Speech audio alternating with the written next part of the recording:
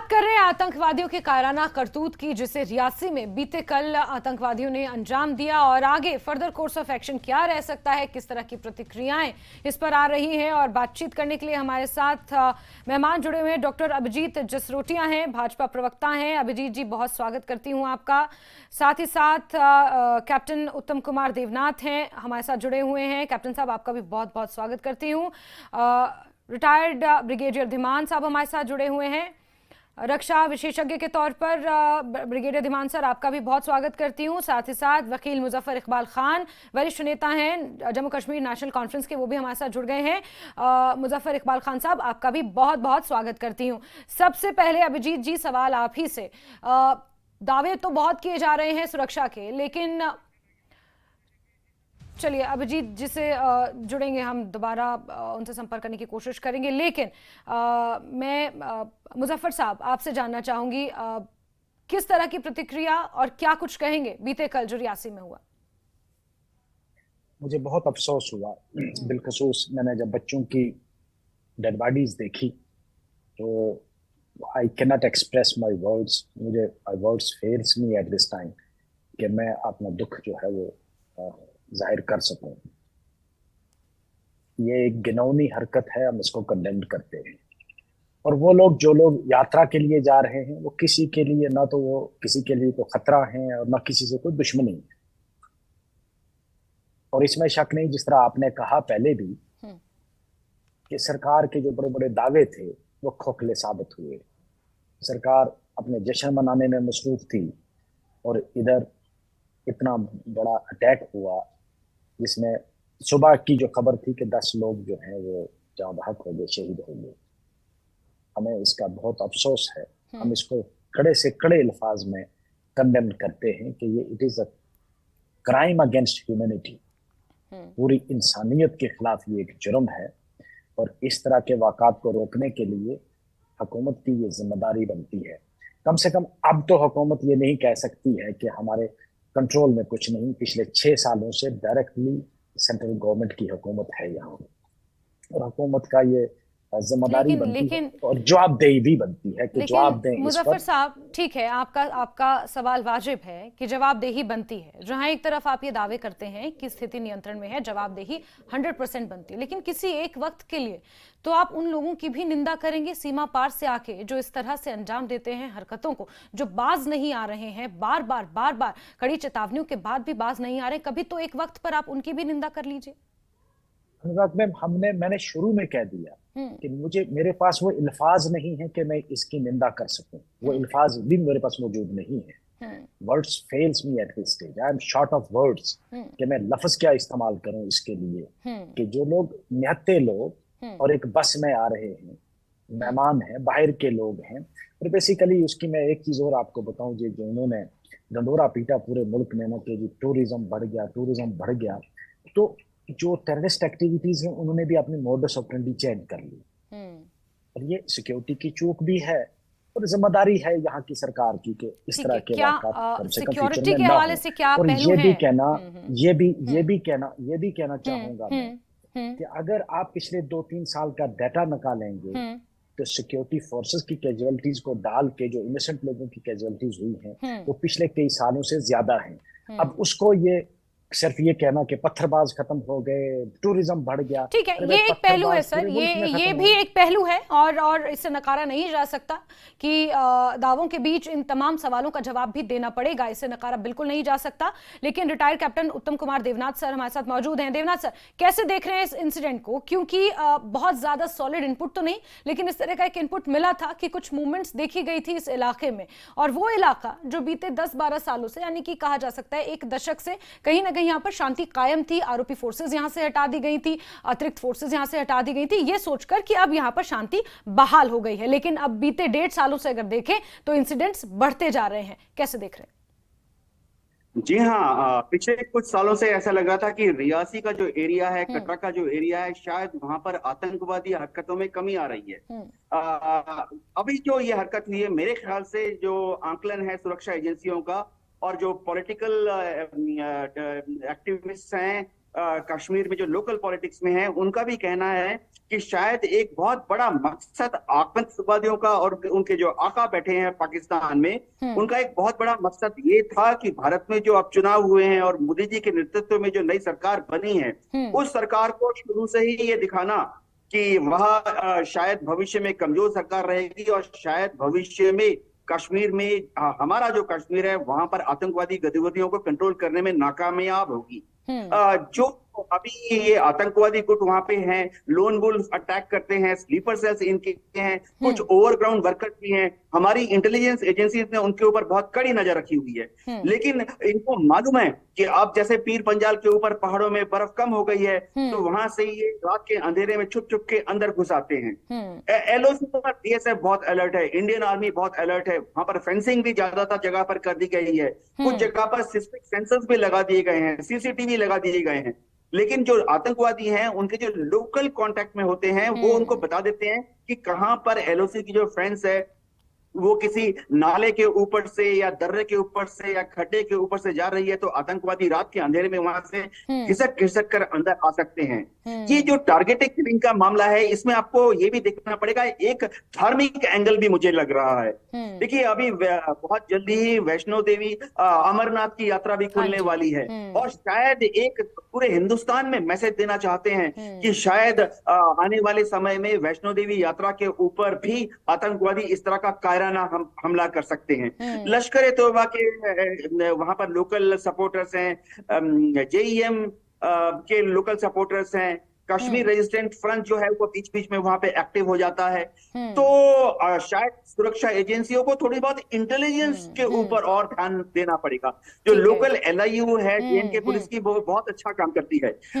वहां पे जो लोकल गांव वाले हैं, बकरवाल हैं, वो भी समय समय पर आकर हमें बताते हैं कि अगर कोई अनयूजुअल हरकत पहाड़ों में हो रही है। जी बिल्कुल बिल्कुल। और इस बीच डॉक्टर अभिजीत जसरोटिया भी हमारे साथ जुड़ गए हैं, भाजपा प्रवक्ता हैं।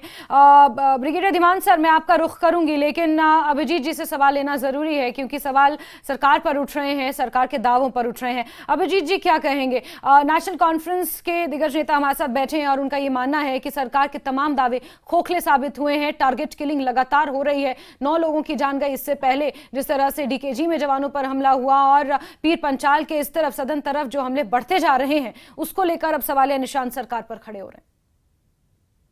देखिए, सबसे पहले तो कड़ी शब्दों में हम निंदा करते हैं जो ये इंसिडेंट्स कल हुआ, अनफॉर्चुनेट इंसिडेंट्स। और क्या निंदा करने से भी कुछ नहीं होगा, क्योंकि जिन परिवारों के अपने प्रियजन आज इस दुनिया में नहीं रहे, उन परिवारों पर कौन सा दुखों का कहर टूट पड़ा होगा, ये मैं सिर्फ हम सोच ही सकते हैं। जिनके ऊपर बीती आप बीती है, वो आज किस सदमे में होंगे, हम भली भांति अगर इसके बारे में सोचे तो मुझे लगता है ज्यादा वो रहेगा। और वो परिवार आज एक दुख से निकल रहे हैं, लेकिन इतनी शोरे जरूर देना चाहता हूँ कि ये पूरा 148 करोड़ का जो ये मुल्क का परिवार है, ये सब आप लोगों के साथ खड़ा है। जिस तरह की ये कायराना हरकत इन्होंने की है, पहले ड्राइवर को टारगेट किया गया, उसके कारण उसने बैलेंस खो दिया और ये बस चले गई खाई में, जिसके कारण उनमें एक छोटा मासूम बच्चा भी था जो अब इस दुनिया में नहीं है। तो अफसोस है सबसे पहले इन सब चीजों का। और मुझे लगता नहीं है ये कोई ऐसा समय है कि हम एक दूसरे पे छीटाकशी करें कि वो क्या कर रहे हैं, ये क्या कर रहे हैं, कौन सी सरकार क्या कर रही है। और कम से कम वो सरकारें तो ना ही करें जिन्होंने यहाँ पर बंदूक दाखिल कराई थी 87 के दौर में, हमें अच्छी तरह से पता। तो ऐसी सरकारों के लिए तो मैं जिन्होंने ये काम किया, आज वो खुद ही इस तरह की बातें करेंगे तो लोगों के सामने वो एक्सपोज हो जाते हैं।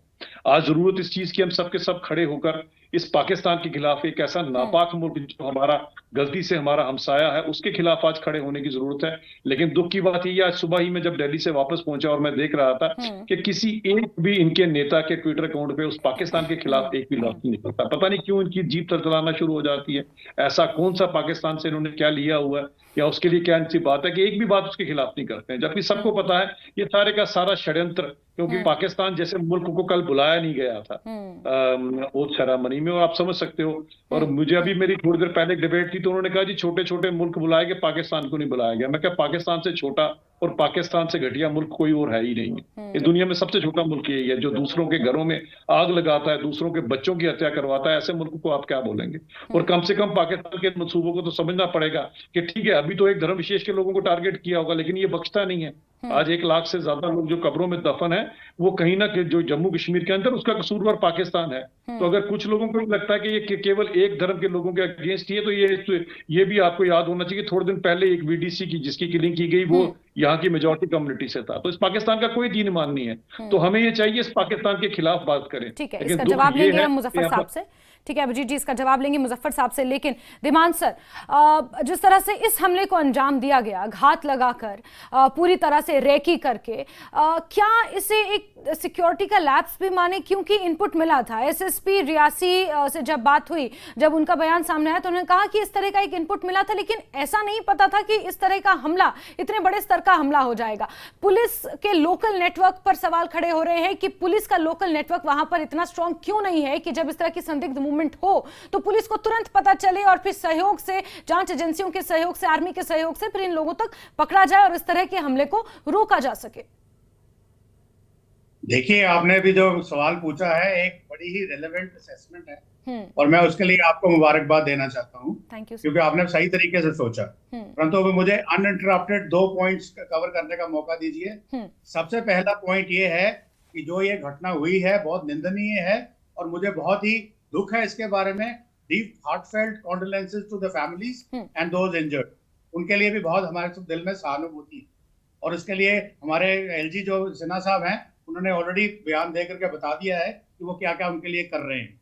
नंबर 2, मुझे उससे भी ज्यादा दुख ये है कि एक इंसिडेंट होता है और उसके ऊपर ये स्पेशली ऑपोजिशन वाले वो वार करना शुरू हो जाते हैं और फनी स्टेटमेंट्स देते हैं। अगर उनको इतना ही दुख लग रहा है इन किलिंग्स के साथ, तो मुझे ये बताइए आपने किया क्या यहाँ पे? हर बार आप सरकार के ऊपर ठीकरा फोड़ते हैं, सिक्योरिटी फोर्सेस को क्वेश्चन करते हैं। Let me tell you, DM Reasi, Vishesh Mahajan और SSP Reasi Shreshtha Sharma, they have done a commendable job to save the lives of those people who are in GMC. Number 1.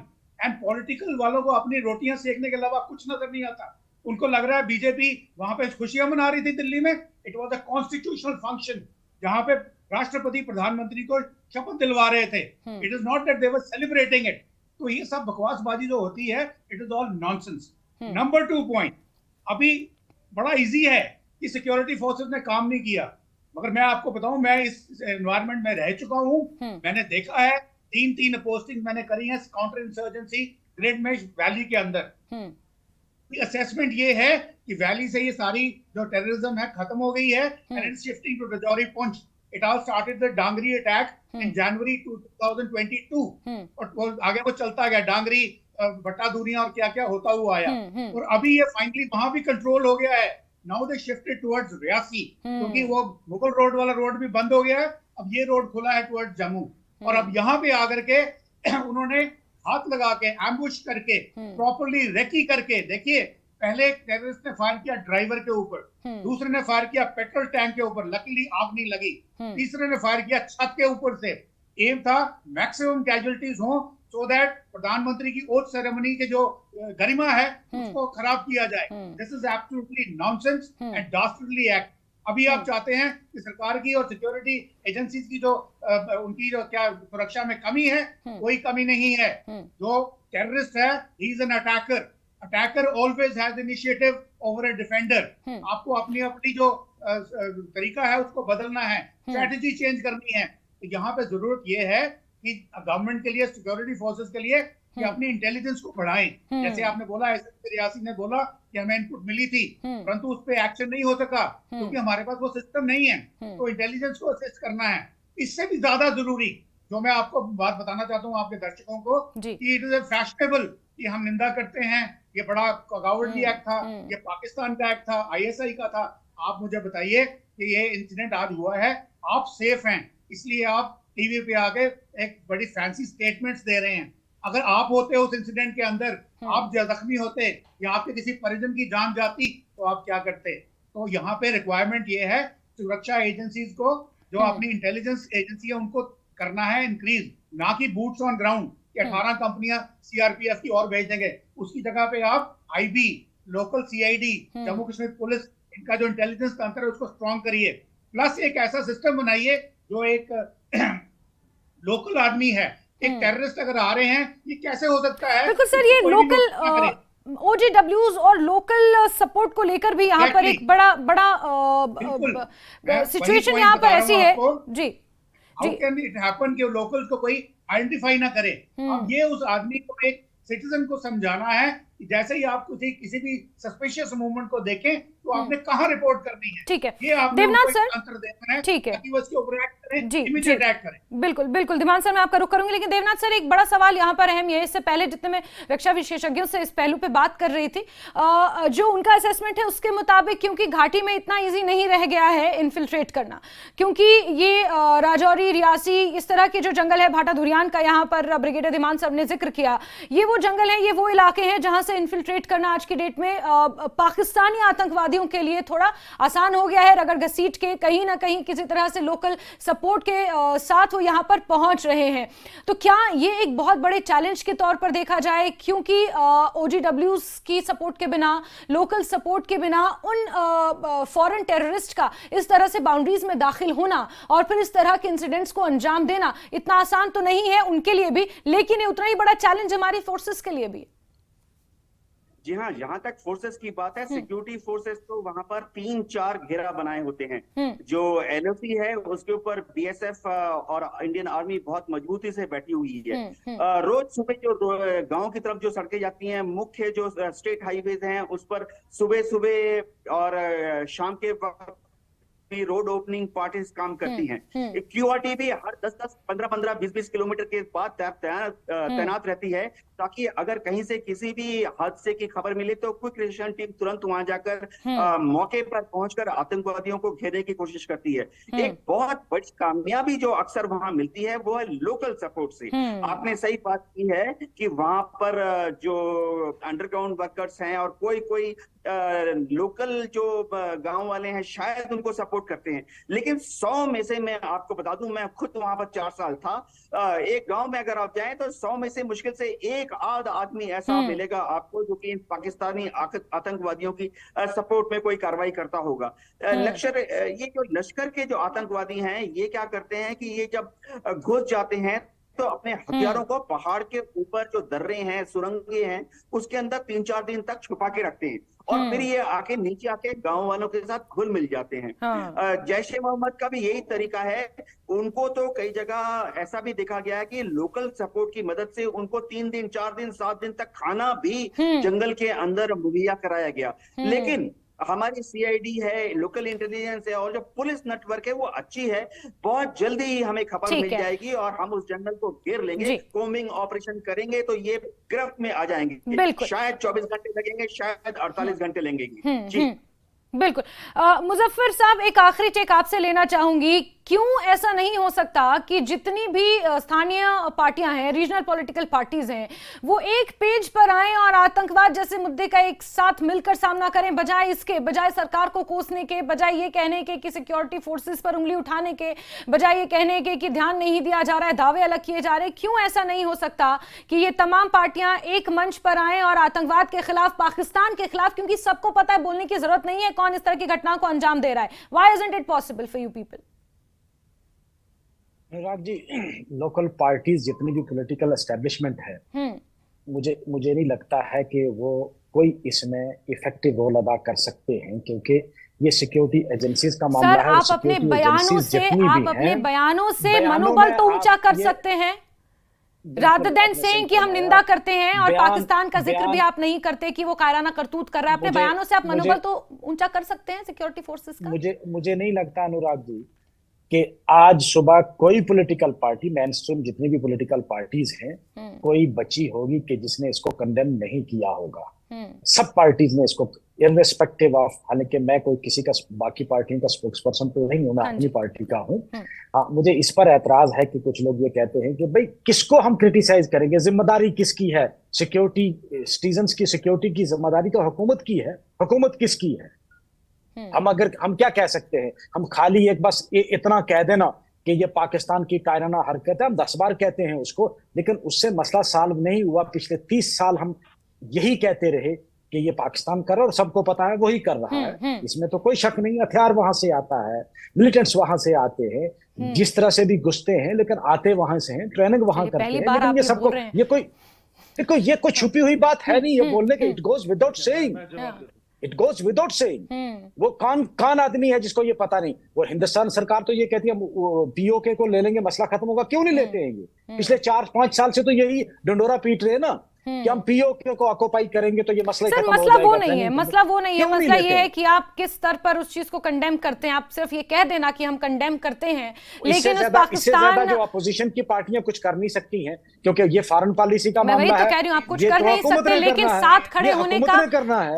इस एक मोर्चे पे साथ खड़े होने का आप दावा तो कर सकते हैं। बहरहाल सर, हमें समय इजाजत नहीं दे रहा कि हम इस चर्चा को आगे बढ़ाएं, क्योंकि एक ऐसा मसला है जो लगातार दशकों से चला आ रहा है जम्मू कश्मीर में, और आतंकवाद का दंश जम्मू कश्मीर लंबे समय से झेलता रहा। हालांकि 2019 के बाद हालातों में जरूर बदलाव हुआ है, लेकिन रियासी में बीते कल जिस तरह से घटनाक्रम सामने आया, माना यह जा रहा है कि बहुत जल्द वो आतंकवादी जिन्होंने इस घटना को अंजाम दिया है वो कहीं ना कहीं सिक्योरिटी फोर्सेस के शिकंजे में होंगे, और फिर जो अंजाम उनका होगा वो भी सभी के सामने होगा। और इसी के साथ तमाम मेहमान मेरे साथ जुड़े थे, उन सभी का